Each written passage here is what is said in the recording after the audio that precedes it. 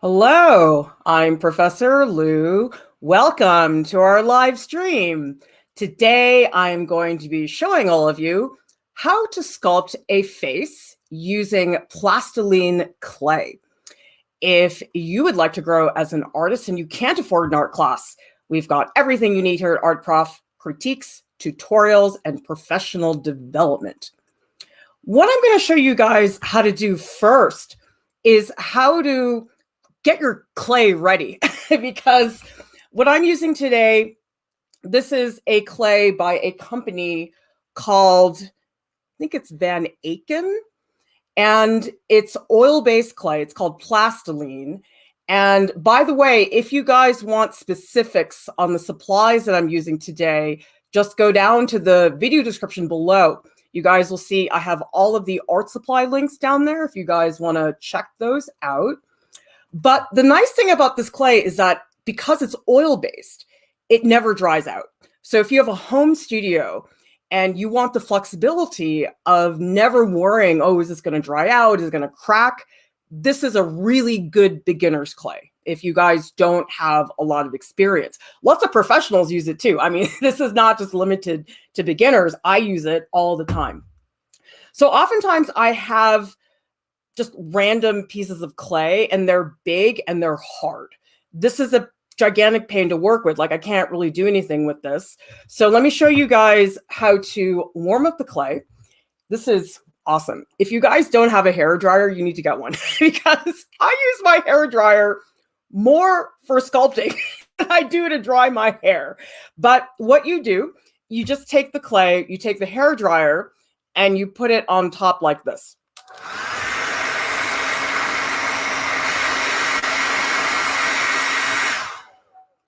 Got that nice and warm. And then I take, this is a fettling knife. Actually, a lot of people use this for ceramics. But what you just do then is you cut it up into these little slices like this. And that way the pieces are a lot smaller and easier to handle like this. And then you can take the pieces, you can break them up like that. So that's a nice, fast way to get little pieces of clay. Because I think some people, they look at a piece of clay like this and they say, oh, well, if you're going to make a face, why don't you just press this down? This is so rigid. You're going to really hurt your fingers. And that's why I always use the hair dryer. Because if I try to do what I just tried to do with the fettling knife and I don't warm it up, like I can, but it's much harder. I have to really press down, and I don't have the arm muscles to do that, guys. So the hair dryer is really going to save you a lot. Like, your fingers are just not going to hurt as much. Atta Girl has a question. They're saying, is there any way to make plastiline long lasting? I've heard about using talc. Are you saying talc or talc powder? Probably talc. No, I mean, really the way to do it, if you guys want a permanent solution for a sculpture, if you are using plastiline, you can make a silicone mold, you can make a waste mold, but honestly, those two processes are very complicated. I know how to do it. I don't know that I would ever do a tutorial on it because it's just so complicated. And the chances of messing up are very high. And if you mess it up, you can actually ruin your entire sculpture, which I've seen happen. I've seen people mess up the waste mold so bad that they had to throw out the sculpture, which, oh my God, that is just so painful. But then the other option, you guys, if you really want something permanent, okay? So this is actually a sculpture that if you guys go into our YouTube playlist, this is the sculpture that I made in this tutorial, how to sculpt a portrait. And so this sculpture actually has a wire armature inside, and I used air dry clay from this wonderful company called Clay House Art. They specialize in air dry clay, and I usually hate air dry clay. It's usually like the worst thing. It's usually an ugly color. It's sticky. It's heavy. It's not good. I really like this clay. It's their terracotta clay. And actually, these little faces, I'll hold them up so you can see them better. So this is from the air dry clay. This is their terracotta air dry clay. I think this is terracotta too, but it's a different color. Or another option, like I said, if you guys cast it, you can cast it in many different things. So for example, this is a face that I did a long time ago. And this face I actually modeled in ceramic clay, which is not permanent. It's going to dry out if you don't keep it wet. And then I made a silicone mold, and then I cast it in resin. Resin is also tricky. It's a little bit scary if you don't know what you're doing. So a lot of this stuff, it just requires so much skill that it's actually more worth your time, I think, just to do this and really learn how to sculpt and worry about all that other stuff later. Because you don't really need to worry about that unless you're like selling it or you're showing it in a gallery. That's when it becomes more important.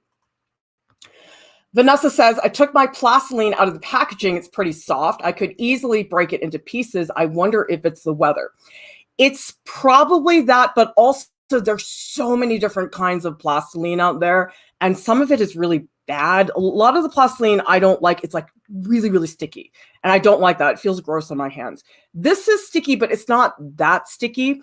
The other thing about this clay too is that it doesn't have sulfur in it. Now for you guys, that probably doesn't matter because sulfur only matters if you're going to cast it in silicone. Silicone does not set when you have sulfur in the clay, but you guys don't have to worry. If you're not making a silicone mold, this is totally enough. Okay, let's show you guys what I'm going to do next. So now that I have it all into little pieces, I'm going to do the hairdryer again. So I'm going to do this.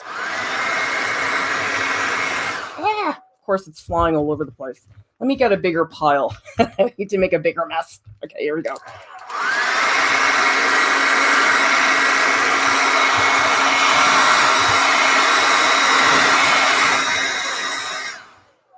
Okay, now my clay is nice and soft.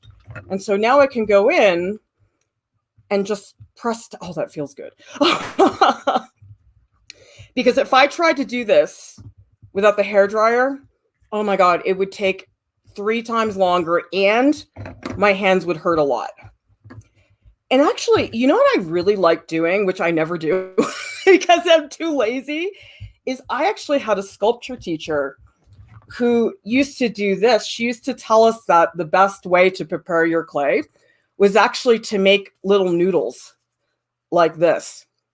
So if you have the patience to make all these little noodles, the noodles are really fun to sculpt with. Like, they're perfect.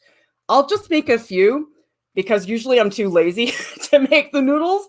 But if you have the patience to make the noodles, this is really like the best shape to start a sculpture with. This is really, really fun. Okay, let me do some more clay. So let me just use the hairdryer.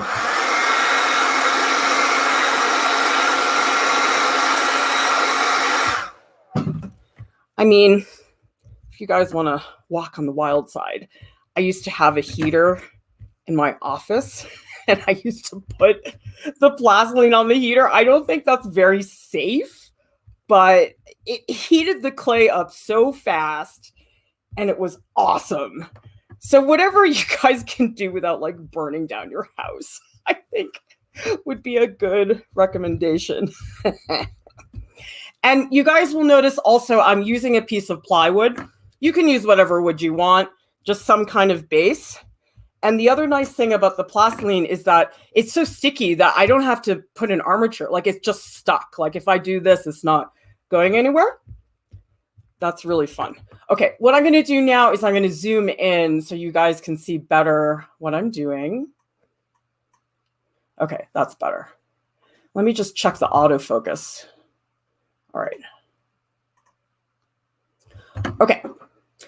Carrie Ann is asking, have you ever made your own clay?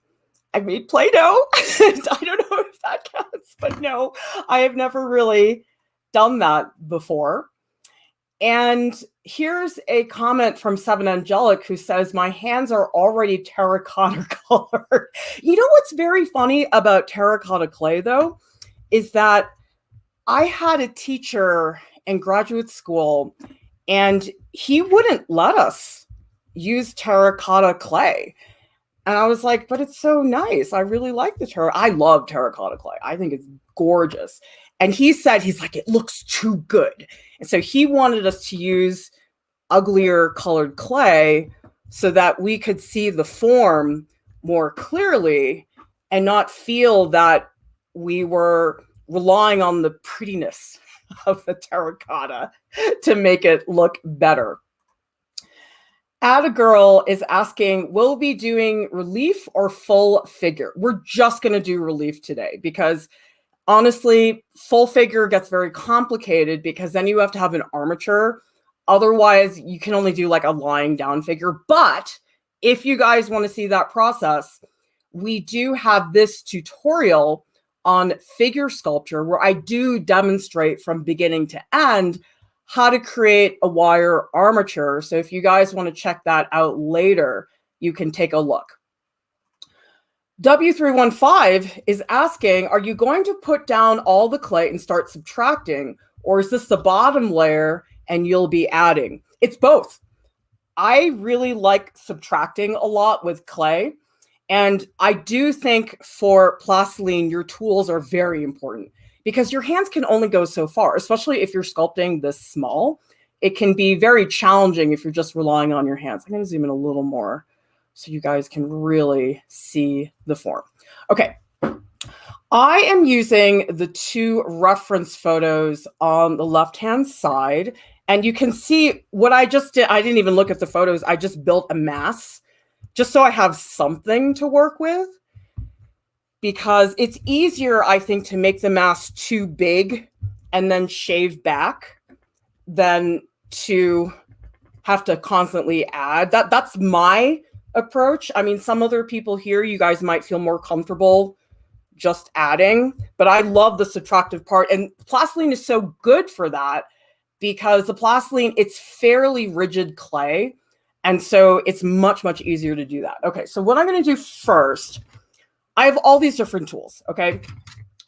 This is my favorite tool for getting smoother edges. And I like these wood tools for creating like planes. So you guys will see that's what I'm going to do first, is I'm just going to use this and I'm going to scrape planes. So much of sculpture is seeing planes and breaking things down. So there's a plane here, there's a plane here, and there's a plane here.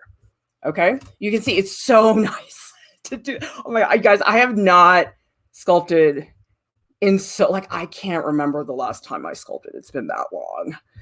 Maybe it was the tutorial. I bet you anything that was the last time I sculpted. You guys probably think I like never make art because every single tutorial we do, I'm like, I don't remember the last time I did this. So what I'm doing now is I'm just building up the bulk of the nasal bone like this. And I always do this. I always make the chins too small. I don't know what my deal is, but I feel like every single painting and drawing I do, it always ends up that way. So does everybody see these planes? I'm not saying you need to make something geometric, but the planes make it easier to like really be dimensional, because what you guys will see a lot is people do this like mushy thing and then you don't really get the drama of the form. So I find the planes are very helpful in terms of doing that. Okay, let's get the plane of the cheekbone. And actually, I got to build this up a little more. So it's a back and forth in the beginning. You're doing both. But later, you guys will see that I'll probably do more subtraction than adding. That's just my personal preference again. All right, I'm going to just cut off the edges up there like that. Let's see. Build up this. John Murph is asking, would it be an inconvenience if you start off with an oval to create the head? That's basically what I did. I mean, I just made a big pile of clay and now I'm just carving into it. So it's up to you guys. I mean, you guys can do it however you want, but that's how I'm choosing to start. Okay. Get back to those planes. So there's like a plane here. Actually, this plane sort of goes like this because you have this thing here called the philtrum. I just made a little mark to show that the plane of the lip. And again, I can never build enough chin. I don't know what my deal is with the chins. Like I just like chin blind or something. Okay, let's try that. Okay.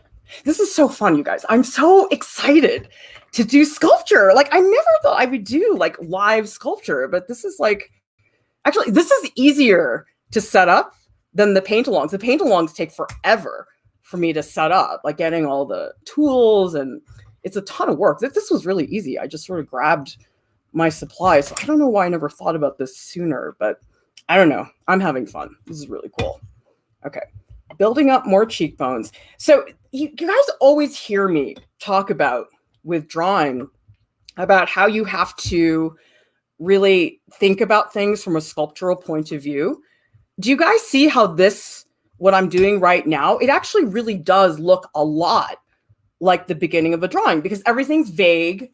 There's no details. You can't do details. I mean, like, what are you going to do? You're going to like draw an eye. You know, you're not going to do, which by the way, I've seen people do that in sculpture classes. I'm like, I don't think that's going to work. Okay, so I got to build up this plane because this is sort of like a plane that goes like that. So these wood tools are really great, but honestly, you guys, just use whatever you have. If you guys only have a palette knife, you could totally do it like that. You could do a plane that way. Or if you guys just have like a colored pencil, if you have a Sharpie, I mean, I am not that into my tools the way some people are. Some people are like, I used a chainsaw to make my sculpt. I'm like, I don't care. Like, it doesn't matter. Like, as long as what you guys are using works for you, that's the most important thing. So don't stress about, I don't know. When I studied sculpture, there were these like macho people. And I'm like, who cares if you used a chainsaw if your sculpture looks really crappy? Like, it really is not helpful, guys. Okay. Let's try to find more the angle of the mouth. I'm just going to build up like a mound for the mouth. Like, I'm not actually going to do lips or anything. I just want to show that the mouth comes outwards. Although in the reference photo, these creases are pretty dramatic. So I might try to block those in sooner rather than later. And you know what I'm realizing, you guys? I'm just trying to copy the photo. That's bad. I don't want to do that. I want to make something more exaggerated because actually, you guys, let me show you really briefly some of my favorite sculptors. Oh, I love Medardo Rosso. Oh my God. I wish I could sculpt like him because to me, his sculptures are almost like impressionist paintings, but 3D. I mean, you never think you could make an impressionist sculpture, but you can. I love Medardo Rosso. So I like his work because it's very suggestive. It's not, you guys can't look at sculpture that's figurative and not look at Rodin because Rodin. Who here has been to the Rodin Museum in France? Oh my God, that was one of my favorite museums. It was so good. And then what I'm actually thinking I might really want to try for today is Bordel. Oh my God, I'm so glad I took a minute to look at these slides because now I feel like my sculpture is pathetic. I mean, it is, but I need to get more physical because what I like about the Bordel paintings is how almost primitive they look, but they're very emotional. And I'm looking at mine and I'm just copying the photo. That is not a good thing. I don't like that. So I got to get in there and get more dramatic. Sarah is saying, I love how you simplify art and bring the real fun in it. If there's one thing I would take from all of your videos, it's that art is so much fun. That's wonderful, Sarah. It is so much fun. How could you not have fun? Like, how? Although, let me tell you guys, from what I've seen, both in academia and looking at tutorials online, I'm like, wow, I didn't know you could make art so boring. Like, I didn't know it was possible to do that. So actually, I'm looking at the photo and I think I like elongated the face. I don't really like that. Now, again, I'm not going for accuracy here, but I am going to dramatize the eye sockets. Everybody see that? Because his eyes do like tilt a little bit. I'm going to make them a little bit more dramatic like that. I also like using these wood tools because they make your sculpture less mushy. Like, do you guys see how when I sculpt with my fingers, everything gets very mushy looking? It doesn't feel like it has a lot of structure. So I like this because it's almost like making a really definitive mark when you draw, like you just put it down. Whereas if you're just like mushing around with your fingers, it's not very interesting, in my opinion. I mean, this is all just my opinion. Okay, so let's get more dramatic because I love the wrinkles in the face. And, ooh, that's kind of fun. You see that? I mean, some people might think that's ugly, but I like it. I like, quote, ugly things. When people are like, that's so, I'm like, I love it. I love that it looks like that. And I'm going to build up some of the form on the brow like that. So what I like to do is I put it down with my finger, but then I like mush it in or give it more direction, because that's another thing you want to think about in sculpture is what direction are you pushing the form in. So here I put down the tool and I pushed it up, like that's the direction of the form. Oh, this is a great comment. Anna Girl says, my old teacher said that using hands was like a snail going over the form. I mean, you can use your hand. I'm not saying you can't. I'm just saying it's not as definitive as using the tools. Yeah, I'm really glad that I showed you guys those Bordel images, because now I feel like I have more direction.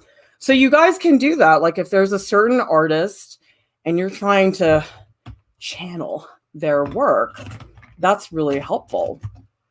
You know, I might want to tilt this because I'm actually looking at my sculpture at a slight angle and it's sort of messing with me a little bit. Let me see if I have something I could just stick on this and I'll just change the angle of my camera. Yeah, okay, let me just adjust this. And then maybe you guys can see a little bit better. All right, hang on. Let's try that. Okay, that will make it a little bit easier for me to like actually see what it is that I'm doing. I'll move that down a little bit more. Okay, good. Because sometimes if the sculpture is a little bit too flat, it's a little bit hard. So I just tilted it up a little bit so you guys can see.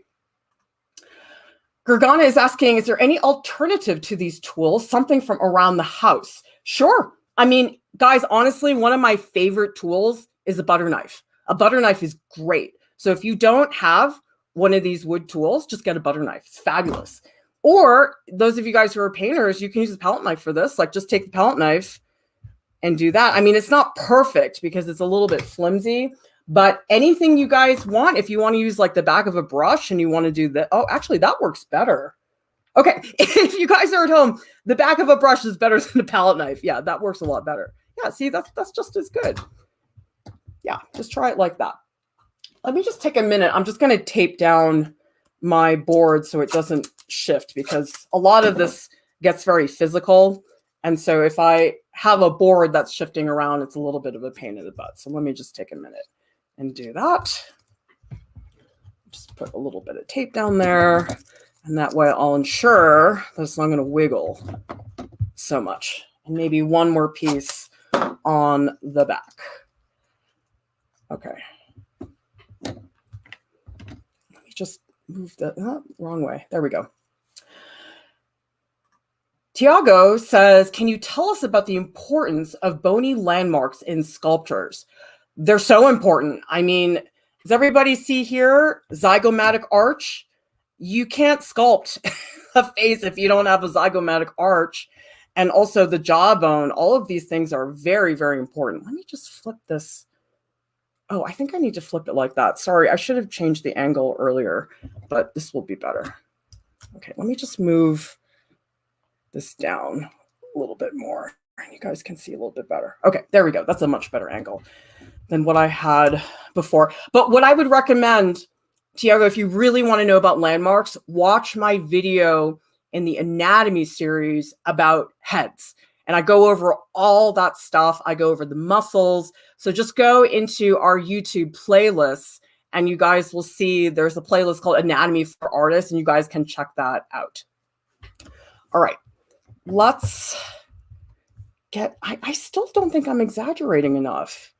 I really want to play with, let's just play with the exaggeration for a little bit before I actually get into more of the articulation, because I want to have a better structure for what's going on here. I think what I want to do is like build out this way to exaggerate better what's happening on the sides, like that. That might look a little bit better. And by the way, you guys, it's like depending on the angle that you look at the sculpture, it can look pretty different. So actually the way I'm looking at the sculpture is pretty different than you guys.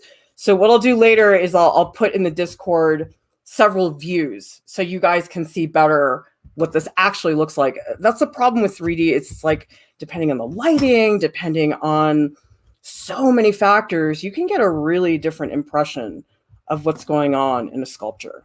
I don't like how thin this is. I really want to make him wider. I feel like, let's just really exaggerate. Let's pull this back and put way too much clay on this side, more than I am comfortable with. And then I'll carve it back when I have too much. I find it easier to put on too much form and carve it back. It's like, see, everybody see how fun these noodles are? Like, these noodles are great. Like, if I had more patience, I would just make a big army of noodles before I got started. I'm going to tilt this. I'm going to tilt this more like that. I'm not sure. I'm trying to figure out, like, what is the gesture of this? Because it feels too straight to me right now. Like, I want it to have a little bit more tilt. So maybe what I'll do is cut up here and address more the actual contour of the sculpture. So I'm going to have it be a little more lopsided. Remember, we're trying to channel Bourdelle. I love Bourdelle. He's sort of like a really harsh version of Rodin. Like, Rodin to me is actually pretty elegant most of the time. I mean, he does have rougher looking sculptures, but Bourdelle is like hardcore Rodin. I love it. Artist Life is saying, what brand and type of clay are you using? Well, if you guys go down to the video description below, that is where all the links for the art supplies are. And this particular brand clay that I'm using is called Van Aken Protalina clay. And I really like this clay because it's not too sticky. It's pretty easy to use. There was another version I used to use before. It was called Clean Clay, but they discontinued it. And so now I'm using Van Aken, and this is pretty much the same thing. So I'm cool with that. Oh, I don't think I like this shape very much. Let's see if I can just, kind of looks like a moon. It's getting this like crescent shape. Not sure if I like that so much. John Murph says, I have oven-baked clay. What clay would you recommend the most? Sculpey has a type of clay. I think it's called Super Sculpey, but it's like a peachy light color. They also have another one that's like a gray color. I tried that one. It's too hard for me, but I like the one that's like a peachy color. That's nice. Nivedita says, what's the best thing in sculpting? I think for me, it's so primal. I don't know. I feel like a Neanderthal in like many, many years ago. And I just sort of love that. Also, I don't know. This maybe just me. I feel like I'm like playing God. I don't know. There's something about it. Like you're like modeling the human race. Like there's something really, it's freaking deep, guys. Like it doesn't get deeper than that.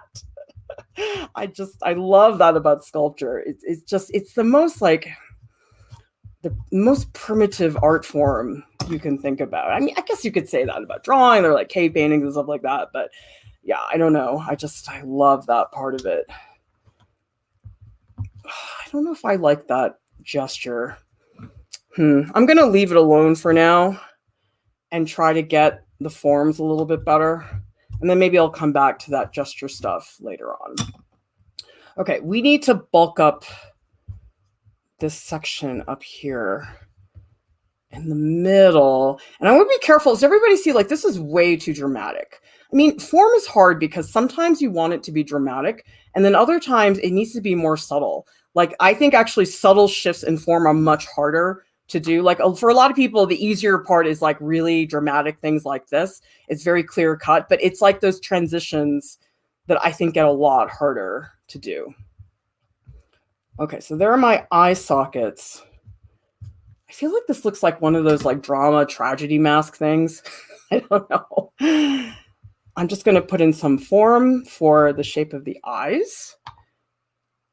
So this is really fun because you can literally sculpt the eye sockets before you do anything else. And this is, again, this is exactly the same process as what I do when I'm drawing.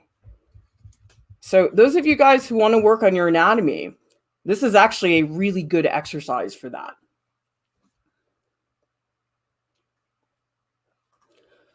Soyton Lee is asking, could you paint acrylics over oven-baked clay? I'm pretty sure you can. I think it's fine once you bake it. I'm not sure. I'm not an expert in oven-baked clay, but I think it would be fine. Angel is saying, what is the, quote, planning stage for you before getting into a larger sculpture project? It's a lot of drawing. Actually, if you guys watch my sketchbook stream, there is a page in there that's like 16 of these little faces, because I did a whole series of these faces. I sculpted them in clay, I cast them into beeswax, and then made photos of them. But yeah, absolutely, drawing is a really big part of that. Yuki says, who is this guy you use as a model in all your sculpture videos? Oh, it's Ed. I love Ed. He's great. I met him at, I think I was teaching at the School Museum of Fine Arts, and I think I met him that way. But he was the model for those 2 tutorials that I talked about, how to sculpt a portrait and also figure sculpture techniques. And I hired him to do reference photos for those 2 sculptors. I mean, I'm not near him anymore because I'm not in Massachusetts, but yeah, he's wonderful. And I like that he's an older model. He's not 21, you know? And so he's got wrinkles and he's got so much character and personality in his face, which is really cool. Hutchin says, this is just so fun to watch while I draw. I love that you're casual and have that much fun to do art.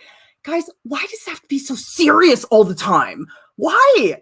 Like, why do people in academia, okay, here's my little academia rant. Why is it better, quote, quote, better if you are drawing boring? How is that more useful? It does not serve the student. It serves your appearance as a professor because you're all high and mighty, but I'm not that interested in that, you guys. I'm not. It's just not that fun, in my opinion. Because definitely, oh man, if you guys showed any of my videos to my colleagues, oh my God, I'm so glad none of them watch YouTube or are on social media, because that was the one protection I had, was that none of them are aware of this whole world, which is basically the whole world now. And I was like, oh, thank God they don't know about what I'm doing, because they would crap all, well, they did. I mean, the ones that did know did crap all over it. So it's just like fewer of them knew about it. So I had fewer people crapping on me. I could have had more. All right, I'm still at the stage where I want to build more. So I'm just going to do a lot of work with my hands to build this up. I don't know. Now I feel like I'm sculpting like the exact same face. But you know what? I think for a demo, that's sort of okay. I mean, if I was doing like a full out project, I think I'd feel differently about it. But because this is just a demo, just to get you guys up and running. And it does help sometimes. Like, I don't think you should draw things like that, but sometimes I do that when I'm trying to like mark a spot. Like I can see this is like a crease. So I'm not going to keep it that way, but I just like to make a mark just to remind myself. And then over here too, we'll add a little thing here. For example, who here saw the stream yesterday with me and Cian? I had so much fun. I felt like I was in kindergarten. It was awesome. We had such a good time. And it's like, why can't art making just be like that? Like, why does it have to be so serious? Like, I don't understand. And I think about the times that I have had fun in art school where the professor was funny or they said something weird or memorable. Like, I remember that stuff. And actually, that's the reason I started doing all my hot white men, because I had these drawing students and I did this Instagram story where I was joking around with them. And I was like, guys, I'm going to teach you anatomy with Hugh Jackman. And they loved it so much. And I got all these messages. They were like, Clara, sternocleidomastoid. Oh my God, I know where it is now. And I'm like, okay, if adding Hugh Jackman to all of my streams means that you guys are going to learn this stuff better than I'm going to do it, right? Like, why does it matter? Why does it have to be so serious and dry? Like, I don't know. It's just so much more fun to teach this way, in my opinion.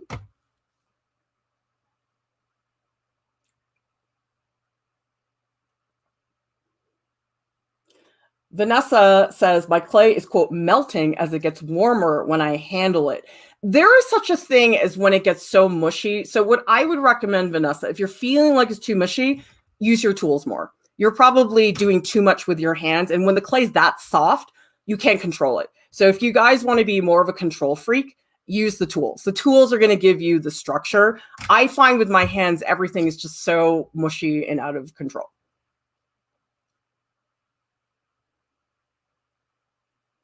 Oh, looks like Tiago is the person to talk to about painting your sculpture.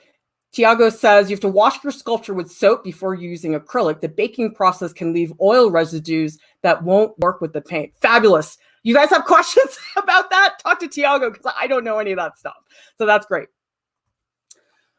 Blue Wolf says, mine looks like a Halloween mask and yours looks like a face. How do I change that? I'd have to look at it to be able to give you more accurate advice, but I think a lot of it is understand the bony structure. So you guys saw that I made literal pockets for the eye sockets.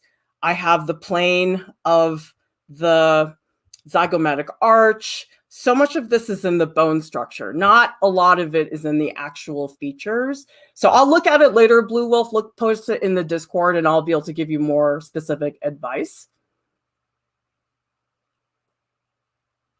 Yuki says, will you make a video about throwing clay on those wheel throwers? I have one at home. I'm so frustrated when I use it. I don't know how to do that. So sorry. The other thing is you need a ceramic studio. Like I can't do that at home.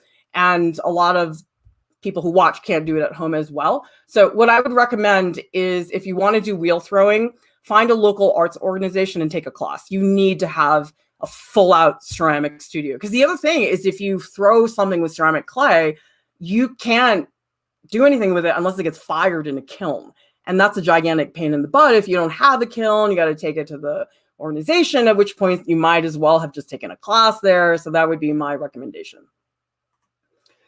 Sarah says, you need to go to art school. Do you think you need to go to art school in order to really understand art and refine your skills these days? Or can you get the same results by using internet sources? Which way do you prefer? My feeling is that if you can go to art school, a lot of people cannot, go. It's great. I loved it. You have a real community that supports you. You meet amazing people. I met amazing people. And there's something to be said about that. You'll have access to classes that you can't get online. Like if you want to take a glass blowing class, you can't do that online. If you want to learn how to do intaglio printmaking, you can't do that online. So there's stuff like that. Like if you want to be able to do things that require more complicated facilities. But if you want to do something that's not like that, like you want to do digital painting or you want to do something else, that is much more viable. But I will say things are very different now than they used to be. Even 10 years ago, they did not have stuff like they do now on YouTube. And I think what I would say, if you guys are in art school, don't have the expectation. Jordan McCracken Foster told me this, teaching artist here at Art Prof. He said that he made the mistake of thinking that, oh, well, if I go to art school will give me everything that I need. And that's not true. No art school on the planet is going to give you all the skills. You're going to have to supplement with something by either, I mean, in Jordan's case, he went to graduate school, and graduate school gave him the additional skills that he was looking for. But for other people, it's like, yeah, I had to learn this off YouTube because there wasn't a class like that at my school, or maybe the way that my school taught was not in the same framework. I mean, when we were at RISD, there was not a lot of digital animation offerings. A lot of it is very old school hand-drawn animation.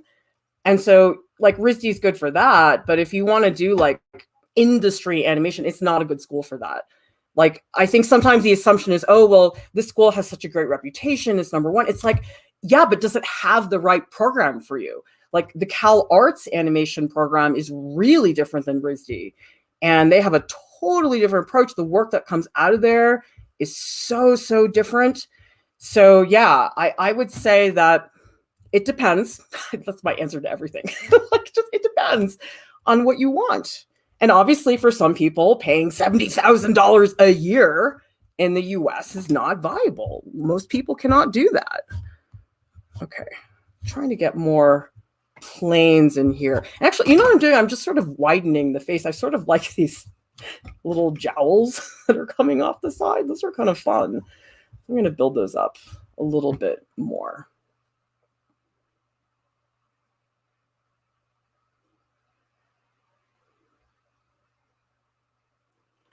Let's see. Artist Life says art must be serious, otherwise they take away your artistic license. That's great.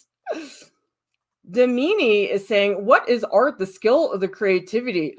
Both. I'm not one of those people who separates creativity from skill.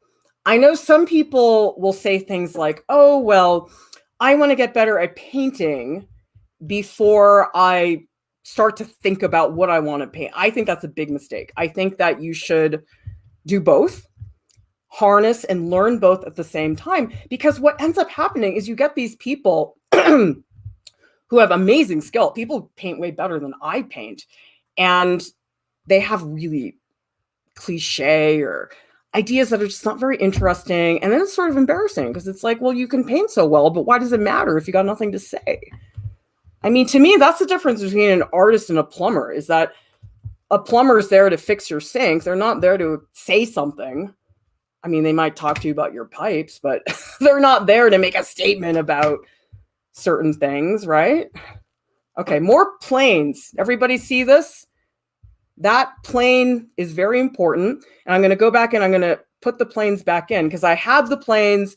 I built up on the planes. Now I'm putting them back so I can get the form more structured. Because look at this. Like when I add the tool, everything feels more solid. It feels more structured. Okay, when it's with my hands, it's all mushy. And so that's what I learned in graduate school, is like how helpful it is to sculpt with a tool. And these tools, they're harder to use with ceramic clay because the ceramic clay is so mushy. It's really, really hard to work with. So the plastilene's great. You don't have to worry about keeping it dry. It's just, there's so many nice things about the plastiline, which is why I say, like, if you're a beginner, you don't have a lot of experience, this is much better to do it that way. He's sort of square. I don't know. I kind of like that he's a little square. Like before I was making him all crescent-like. I don't like that. In fact, I might do more. Let's make him really square. That might be really, might look terrible, but we'll just see. You know, Cian said something yesterday. He said that it's better in animation to overdo the exaggeration than to, for example, underdo it, because he said, oh, you can always pull it back. And I think that's the same with a lot of this other stuff. Okay. Auntie M says, how do you warm clay in a double boiler? I would not do that. That sounds like a recipe for disaster. Guys, if you missed it, this is how you warm up your clay, okay? You take little pieces like this. And what I showed earlier is you just take the fettling knife, this thing, okay, and you use a hair dryer, okay? So you do this.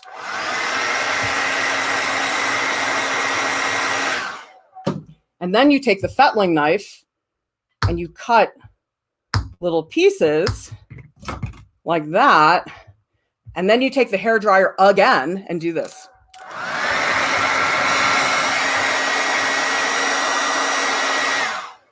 Okay, so now this clay is like really soft. It's awesome. So that's the best way to heat it up, because yeah, if you don't heat up plastiline, it's horrible on your hands. It really, really hurts. Yuki says, do you think I could put a sculpture like this in my portfolio to get into art college? Yes, do it, Yuki. You know why? Because number one, very rarely do I see art school applications with 3D. Rarely do I see, if I do see 3D, it's usually not very good. So I think that that's a huge advantage, and I would definitely do that if you can. I mean, make sure it's a good piece. Like, you don't want it to be a piece that's not looking so great, but yeah, do it for sure. I'm trying to get these, trying to show the brow a little bit better. Oh, you know what else I should tell you guys? So one of the reasons why this stream is on the weekend is that, does everybody notice I'm using light from my window? This is very important. So when you sculpt, the lighting conditions that you're using, very important. Like if I was using a spotlight, that would be terrible to sculpt in, because you would get all these like harsh graphic cast shadows. These are all form shadows. Like the only cast shadow you're seeing right now is the one down here. And even the one down here, it's very soft. So it's easy to see the form. And so if you guys are sculpting, it's better to sculpt during the day when you have like nice soft lighting from the window. That's really, really helpful. In fact, I was in this sculpture competition. It was really dumb, but I mean, it was cool. We got like free time to sculpt for the model, but there are these two people who are like having this like major argument during the competition about like the type of lighting, and oh my God, they were really going for it. I was like, people, just chill, okay? And so we were just using light from the window, and it was fine. I was just like, why is this such a big fuss? All right, I need to give his nose doesn't look great. Let's give it a little bit more of a plane like that. So does everybody see those two planes, a plane one, plane two, okay? And that gives the nose a little bit more structure. I got to get into the lip. The lip is not looking great right now. So with the lip, I want to give it, well, let's make him really grouchy, you guys. Like, let's make him like really, really grouchy. Let's move this down. This is good. Actually, you know who has a lower mouth like this is Orrin Hatch. Every time I see a photo of him, he's got like these things that dipped. He's got really good ones. Maybe I should sculpt Orrin Hatch next time, or maybe not. But anyway, if you don't know who Orrin Hatch is, he's a politician in the US. So anyway. Okay, so yeah, oh, that's kind of fun, guys. Ooh, he's really grouchy. Let's do that more. I kind of like that. I'm gonna bring it like way down. Let's do like Orrin Hatch on steroids. How's that? Oh, that's fun. Oh, guys, I'm loving that. Okay, that's awesome. Cool. Okay, now things are starting to get more fun. With sculpture, stuff just looks really bad. Well, I mean, with anything. It's with all art. It just all looks bad. For a long time, I'm going to do this plane of the mouth. That gives the mouth a little more structure.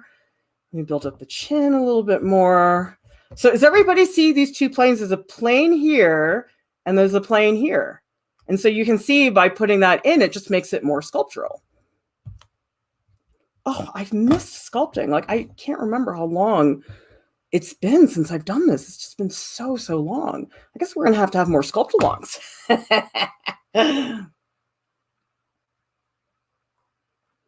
I want to give a shout out to Karen. Thank you so much for the super chat. We greatly appreciate your support. Art Prof relies entirely on donations. And so any amount you guys can help us. It does not matter how much it is. It's so helpful for us because we really want to make sure that Art Prof stays 100% free and accessible. So any way you guys can help us out is wonderful. So Hale says, I literally started sculpting a few days ago, was planning to search for plastiline clay sculpting videos on Art Prof. I guess I read your mind, or you sent me a telepathic message, and here we are. So Shaim is asking, why no water? You don't need to, because this is all oil-based. There's no water in this. It's all oil. And actually, one thing you guys can do, I'm not going to get to it today, but a lot of people with plastiline, if they want to like smooth something out, like really smooth, you can actually take, I think it's safflower oil, not the painting safflower oil. Safflower oil you buy at like the grocery store. You can actually put a little safflower oil and like brush it on. You can make it really, really smooth.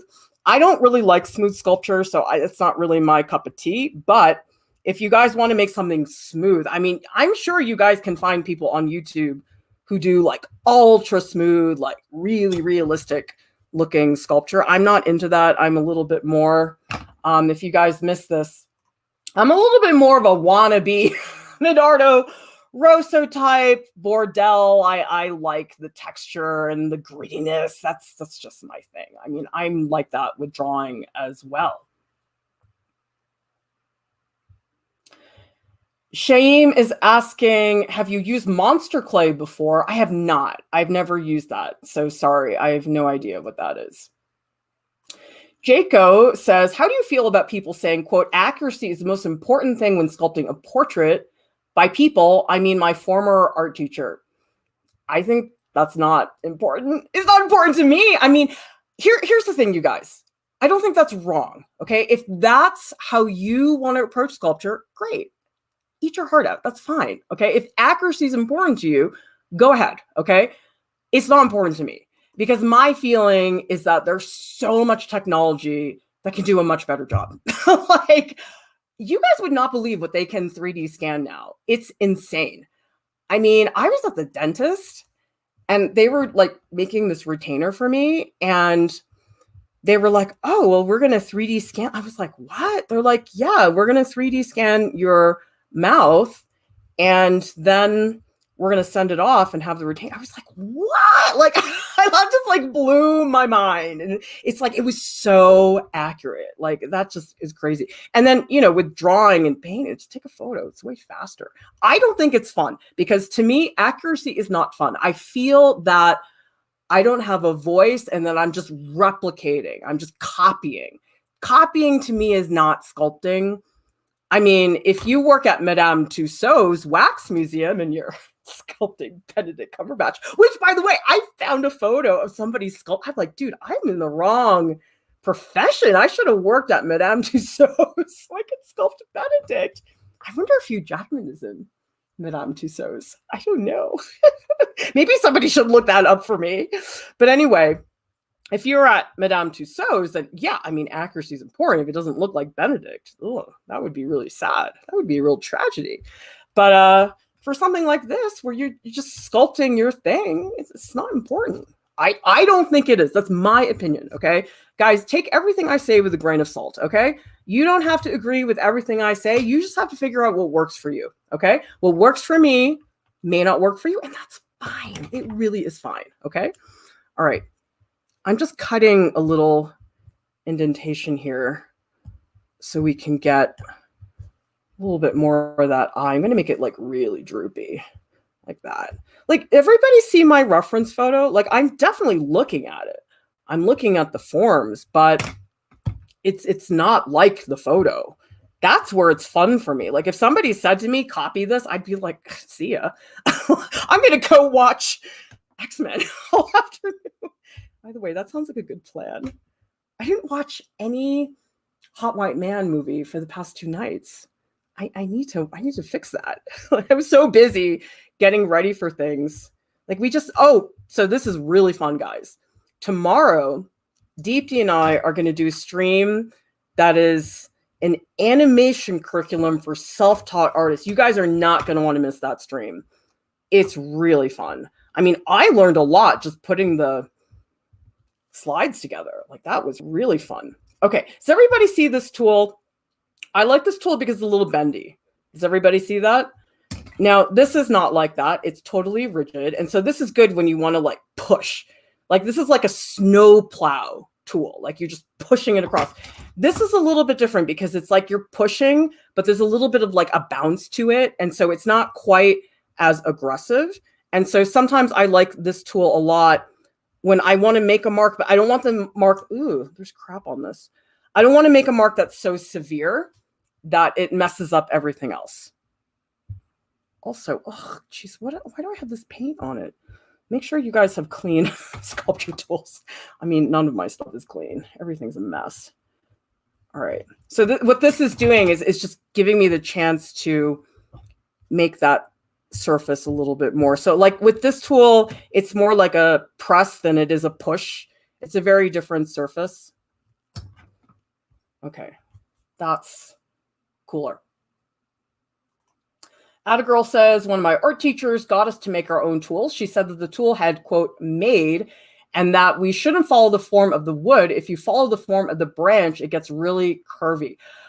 Make your own tools. I mean, I had a friend in graduate school. He would always make his own tool. I was like fascinated by that. Like, I've never done that, but like, especially these loop tools, like you can just take a piece of wire and loop it around. I mean, what I like about these is that, I don't know if you guys can see, but do you see how they're not round like a piece of wire?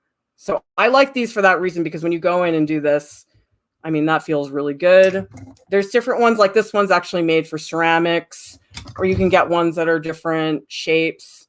I tend to like the rounder shapes better. I feel like these are a little bit too sharp. This is what I like. But again, my personal preference. That's nothing to do with what's going to help you guys necessarily. Yuki did the research. There was a Hugh Jackman Wolverine Madame Tussauds sculpture. There's a Benedict Cumberbatch one in London. Well, we're just going to have to go to London, aren't we? Hugh Jackman is in Bangkok and Sydney. Why isn't he in New York City? That's really sad. Anna says, finally live. Your videos kept me alive the past few weeks. Oh, I'm so glad to hear that. Yeah, a lot of people have commented lately. They've said that we are one of the few stable, reliable parts of their life in quarantine. And I'm so glad we can do that for you guys. And it's helped me too. Like, if I wasn't doing, I don't know what I'd be doing. I mean, I'd be teaching remotely out of school and, having a hard time like everybody else. I mean, don't get me wrong, I've learned a lot through Art Prof, but teaching online is really hard. I feel sympathy for all the teachers who are having to do that right now. It is not an easy directive. Yeah. Tell me in the chat, who here is a lurker? Because I've learned this. I didn't know this until people told me, but apparently there's a lot of people who lurk, people who watch lots of videos but have never said hello, never left and that's fine. You don't have to. But I love it when I hear from you guys. I love it when people say, wow, this is my first time watching you live. It's like really great, you guys. So if you're a lurker and you haven't said hello, just say hello. That's it. You don't have to say anything else. You don't have to give me your life story. But I love it when people identify themselves, because it's like, wow.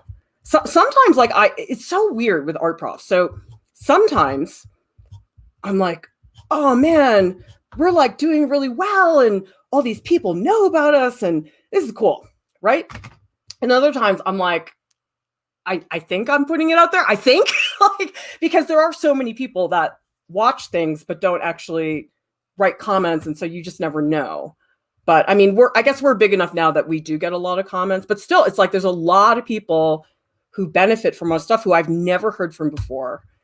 Like, we did a portfolio critique for somebody a ways back, and I'd never seen their name, never saw them comment. And they're like, yeah, I've been watching you for years. I was like, really? Wow, that is cool. Oh, we have Icodne from Denmark. Cool. Dennis says, your voice is very pleasant to hear. Reminds me of Bob Ross. I don't think I'm like that. I mean, Bob Ross can like lull you to sleep. Like I am definitely not like that, but I'm glad to hear I'm not annoying because I've actually gotten comments about that on my course evaluations. I had people complain about it's very annoying to listen to this professor's voice. And I mean, I think some of that is the territory of being a female college professor, that female college professors, oh my God, you guys would not believe the comments that you get when you're a female college professor. I got comments about my haircut when I was pregnant. I got comments about that. I just was like, really? I don't think my male counterparts get this. I think it's different.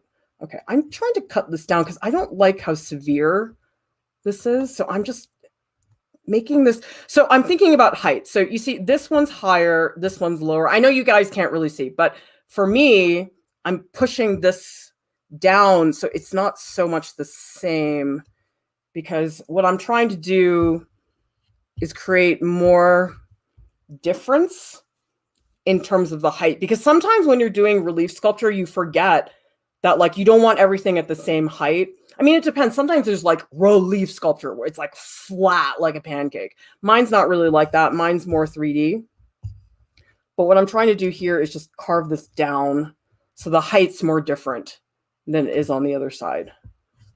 Yeah, so does everybody see? It's like the tool is so great because it gives you that structure that is just so hard to do with your fingers. Geez, he's looking really square. I was not intending that to happen, but I don't mind. It's different. It's definitely different. Because one thing, these little guys that I'm doing here, they all sort of have the same shape. And I like that this one's a little bit different. Cindy says, I'm a lurker ceramic sculptor. Excited for your sculpture video. I also paint a little. Awesome. Well, I'm so happy that you're saying hello, Cindy. And Jamie says, I'm a lurker. Can't always chat because I'm watching your streams on a smart TV, but I'm here. Awesome. Oh, this is great. Stacy says, lurker for months, usually watching my TV, sketching or painting along. And Hannah Girl says, the only bad thing about this sculpture stream is the state of my keyboard. You and me, I mean, I have plastiline on my keyboard, which is not really that great. So yeah. Dat Sketcher says, minorities really can never catch a break. No, I once had somebody write on my course evaluation, they said, she's like an Asian tiger mom. I was like, are you serious? And the thing is, like, I think that they thought they were giving me a compliment because they were just saying that, oh, well, I have high expectations and I am very disciplined. But I was like, that's not cool. Like, you shouldn't be saying that to somebody. I don't like that. Yeah. It's frustrating. I think also, I mean, I'm not on YouTube that much in terms of like watching it myself. I mean, there's a couple of people that I watch for certain things, but YouTube is not very diverse. I've noticed that, and it's annoying. I don't see a lot of Asian people on YouTube. It's like, I don't know why that is, but I'm glad that our channel can satisfy a little bit of that gap here and there. Tamili says, I binge watched your videos for my art portfolio in Germany. I understood many things through your videos, like what art professors expect to see. You made my dream come true. Got accepted by 3. Congratulations, Tamili. That is just wonderful. I'm so happy to see that. So Hale is asking, how do you keep your clay warm? Maybe I'm a slow sculptor, but while I sculpt, the clay sometimes hardens too fast. Yeah, what you want to do is just every now and then, like if you have a pile of clay, like let's say this pile of clay that you want to do, just take your hair dryer, just hair dryer here. And then it's nice and soft. So that's great. But another reason to use the tools is that when you use the tools, you don't have to hurt your fingers so much. Like for me, let me find my favorite sculpture tool. This is my favorite sculpture tool. I love this tool. See, it's sharp, but it's also rounded. I love this tool. Actually, it's dirty. I should clean this. But the nice thing with the tools is that for me, if I want to go in and I want to do something like this is really easy. This doesn't matter. Whereas like if I'm really trying to like put something down with my hands, that's much harder. So it's a lot better to do that. Okay, I think I'm going to do one more pass over the whole thing with this wood tool. And then I'm going to get in with this one so I can start doing some of the smaller things. But I do want to do that pass because I feel like some of the planes got a little lost. So some of these I want to put back like this, because I do think like sometimes when the sculpture gets too round, like I said before, it gets mushy and I don't like that. So I'm trying to just put another pass of planes going through and maybe pull down this eye. Actually, I feel like this eye got a little too poofy. Yeah, see, this is where like sometimes you got to cut back. Like what I was saying before about you don't want the form to be so pronounced that it's like poofy, puffy. I don't know. Like we don't want him to look like he's all puffy like that. Okay, maybe a tiny bit more. Well, I still want to cut back down here and get that plane up and running and maybe pull in this plane a little more. I'm not sure. Yeah, that feels a little bit better. I think I like that.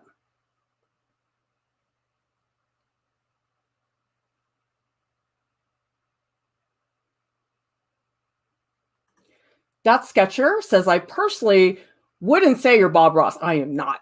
Your energy loosens me up from the rigidness of art college and pumps me up with motivation. I do assignments while watching your videos. That's awesome. So much of this is motivation. Like I know, like even I'm a pretty disciplined person, but I struggle with motivation. Like I have days when I'm like, what's the point? Michelangelo did it way better, 10,000 times better, centuries ago. Like, why am I here? And so for me, the fun part is a very good justification. It's like, well, it's fun. I'm having a great time. So who cares if Michelangelo is way better than me? I don't have to worry about that. Justine is saying, how do you bring activism into your art? I would say you can do that through content. I know a lot of people address contemporary art, their social issues that are happening today. That's, to me, the more obvious way to do it as an artist. But there are other ways to do it as well. I mean, I've had a lot of people say, like, wow, I never had a professor that looked like me, and that was very inspirational. And it kept me going because I could have a role model that wasn't an older white man. So there's other ways you can do it. I mean, that for me was a little bit accidental. I don't think I set out to be like the Asian female professor at an art school, but you know, I think that's okay. Oh, Karen says there are Asian YouTubers, but not that many in the English language. Oh, okay. Well, that makes sense. Okay, cool. Shaim says, I like how the Art Prof fam is always willing to help each other improve, unlike a lot of other channels. What I have seen is either people are really competitive, and so sometimes it feels like in the community you're competing with each other, or they're not helping each other. And that's a big difference because it's sort of like everybody's so self-absorbed that they don't understand that when you help another artist, you're helping yourself. You really are. Like, have you guys ever seen in the critique channels in our Discord that when you critique someone else's work, you gain something from that? I hope you do, because you're gaining critical skills to look at art, to be able to articulate what you want to say. And that is valuable for any artist. So I don't believe in this like, oh, well, the only crit that matters is mine.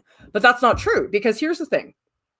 I've had students at RISD when I was teaching there, they would say to me like, wow, actually my favorite part of the critique is when I get to listen to other people's critique, because it's easier for me to listen to. Because, you know, when it's your artwork, it feels personal. I know you're not supposed to feel that way, but it always, it always feels that way no matter what, no matter how experienced you are. And so sometimes it's harder to listen to your critique because like, oh my God, you're so invested. But when you're listening to someone else's critique, it's not your work. And so you're not going to take it personally. And you can just sit back and say, oh, well, okay, I understand why the lighting doesn't work, or yeah, I agree, this could be a little bit better. And so when you hear someone else being critiqued, it's an opportunity to see something through someone else's lens that maybe is going to be easier to understand. Like you can be more objective about the process. And I like that about looking at someone else's work. Ooh, we have like a major zygomatic arch here. I wasn't meaning for it to be that bony, but I guess it's going to stay that way now. And I want to subdivide this. So, ooh, I don't like that. Okay, that's not good. Let's change that up. This is so accurate, Angie. All the professors in school were the tweed jacketed, not hot white men. You know what, though? I would not want a hot professor. Like that would really, I don't think I could do that. That would just be, oh my God. Like, could you imagine? Like, oh my God, like if Michael Fassbender taught electric, I would not learn anything. So yes, it's probably good that they're not hot, I would say. That's probably a good thing. Shaim says, I've not been critiquing others in the Discord because I feel I am not qualified. Okay, well, first of all, we do have a guideline that says if you post your work for art, for critique, you do have to comment on 3 other people's stuff. It's just to make sure that people are not just like posting and running. I'm not saying you're doing that, Shaim, but I'm just saying that's a rule. But you're all qualified. I know you don't think you are. But the thing is, think about it this way, okay? If I'm an artist and I put my stuff in the Discord and I want feedback, like I really want help with my drawing, okay? And I put it in there, and let's say somebody adds a comment, okay? I'm not going to say, oh, this person's not qualified. I'm not going to listen to them. Like, am I going to go to that person's Instagram and judge them and say, oh, Shaim, your Instagram is no good, so therefore your critique is not helpful to you? That's not true. Pretty much everybody I know in the Discord, and you guys can tell me if this is true or not, when you get feedback from people, you don't care what that person's background or experience is. You just want the feedback, right? That's how I feel. In fact, sometimes, like, I don't know if my sister's going to hear this, but sometimes I ask her because she's not an artist, and I like hearing a non-artist point of view. That can be very helpful. So this whole thing about, well, I'm not qualified, it's not true. You might feel that way, and I understand why you feel that way, but it's not the case at all. So don't be afraid to critique stuff in there because people like it. I mean, tell me in the chat, who here has put their stuff for critique in the critique channels in the Discord, and what kind of experience has it been? Have you felt that you've gotten feedback? I mean, you'll get feedback that's not helpful. That's going to happen. But that's the thing, is if you get enough comments, you can start to pick and choose. Like you can say, oh, well, this comment was not very helpful, but that's fine. I mean, that's the way it's going to be. Not every comment is going to be good for you, but that's okay. I mean, you don't have to tell the person that. You can just say, oh, thank you, because they took the time and they had the intention of helping you out. And so, I mean, I would appreciate that. That's true in all the channels in the Discord. Like, people may give you advice that you don't like, but that's okay. I mean, they're trying to help you. They're doing it most of the time, they're doing it with the right intentions. But, you know, not every single piece of advice is going to help everybody. That's definitely the case. The important thing is that you get a broad range and you can pick and choose from that. So Hale says, I feel with critique, I often want to know what a consumer of art is seeing, and a consumer of art would be pretty much anyone. Such a great point. Museums. Who goes to museums? A lot of people. Like, you don't have to be an art historian with a PhD to go to a museum. Like, you can just go, right? So it's like, it does not matter, you guys. Karen says, feedback always helps to understand how others see.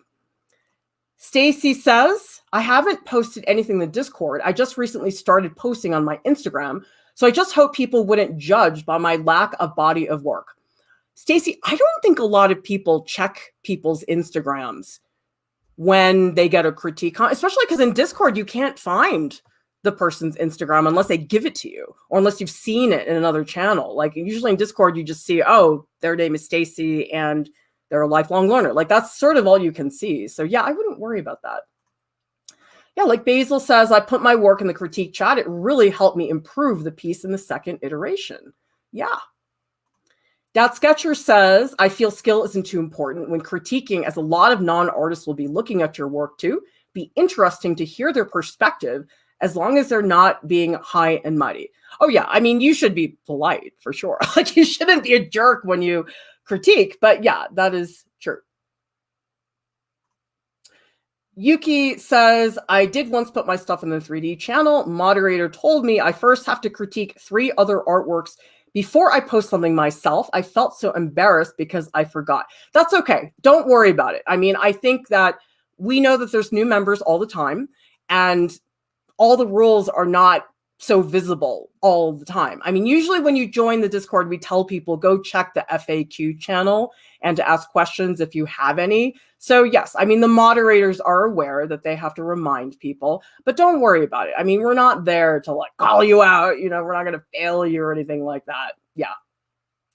Blue Wolf, who is a mod, says many people in the crit channels want to be, quote, seen. Just say something nice and that's helpful too. It is, because sometimes when you're putting your stuff out there, yeah, you want to know what to improve, but sometimes you need to know what's working. Like you need somebody to come in and say, hey, I really like that blue, keep that going. That is just as valuable as somebody saying, get rid of the blue. I mean, sometimes you'll get contradictory advice, but that is fine. John Murph says, I've been critiqued, helps me to not attach too much sentiment into my artwork, certain artwork. It also helps me better my art. It's challenging. I mean, I don't think that critique is easy ever, but I do think it's helpful. And I do think the sooner you do it, the sooner you realize, yeah, it's not that bad. Plus, we're nice here. Like, we're really nice, I think. I mean, I've seen some toxic places on the internet. Has anyone here been in a critique forum in another community? Let me know. I mean, there's huge sites like DeviantArt, which I think are just a little bit overwhelming for people. I mean, our community is small enough that I don't think it feels like that, but it can be hard. I don't know if I like this zygomatic arch. I wonder what, I'm going to cut it. You know what you can do? You guys, watch this. This is what I do a lot. Actually, you know what this is like? This is like the equivalent of Jordan. Oh, that looks really horrible. This is the equivalent of like Jordan. You know when he like moves things up in Procreate? Let me see. Okay, so there's what it is with the zygomatic arch. I'm trying to see. Do I want it higher? Maybe I want it lower. Maybe I want it higher. I don't like that. I think I'll maybe just make it flatter. I think maybe it's sticking out a little too much. Maybe like a plane going this way. Oh, now that looks worse. Shoot. I don't think I like that. Let me just put it across like that. I think that's a little bit better. Basil says, I used an art amino and the community was not as welcoming as nice. I've seen art amino. I had a couple high school students who were using it a little ways back, but I looked at it, it was all over the place. Like I just could not navigate it. It was really, really hard. Karen is asking, what do you think about the struggle to transfer from 2D to 3D? That is very interesting because you know what I think is weird is that we live in a 3D world, right? So you would think that the 3D part of it would be, quote, easier, but it's not. I think because people are just way, way more accustomed to 2D art. And so the 3D part is just like really intimidating. Like ask Lauren Welch. Like Lauren's always like, I hate 3D. I'm so bad at it. And I don't know, maybe it's like animation where I'm like, I'm so bad at animation. I can't do it. So maybe it just like depends on the person. Oh, guys, I think I'm making it worse. Ugh, maybe I need to step away. Hang on. Let me just do some plain stuff. And then I'm going to reevaluate because I think that this might be at a point where I need to step away because I feel like I'm losing some of the form, and that's not good. So let me just a couple more passes with the planes just to get it. Yeah, like I think maybe that chin needs a little less. I mean, it's also the lighting. I'll take a better picture of it. It's going to look better when I take a photo that's not at like a wonky angle, because right now the angle's not great. I don't like that. Maybe I need to bring the eye socket back. Maybe the eye socket was not enough. Let me build up the brow. Maybe that'll help. Just add a little noodle up there.